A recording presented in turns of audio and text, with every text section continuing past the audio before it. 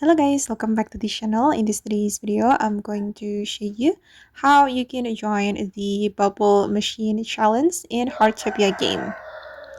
Okay, let's get into it guys. First of all, you're going to check whether this challenge is available or not. And now it's available and you can track it to know where you can start the challenge. And I've arrived at the event location, then talk to the speech server and start the bubble machine challenge. Alright, and we can start the challenge right here. Wait, let me go to the starting point first. Alright, this is the starting point, and then I'm going to click on start now.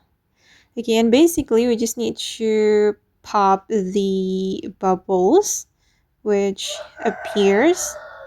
And if you want to complete your personal goals, you need to pop 6 bubbles.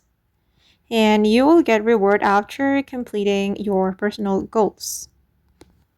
Alright, just keep popping up the bubbles until the challenge is over. Okay, the bubble machine challenge has ended, and then I'm going to claim the reward. Okay, you will get gacha.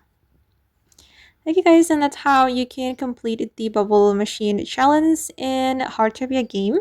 I hope this video will be useful for you guys. Thank you so much for watching, and bye.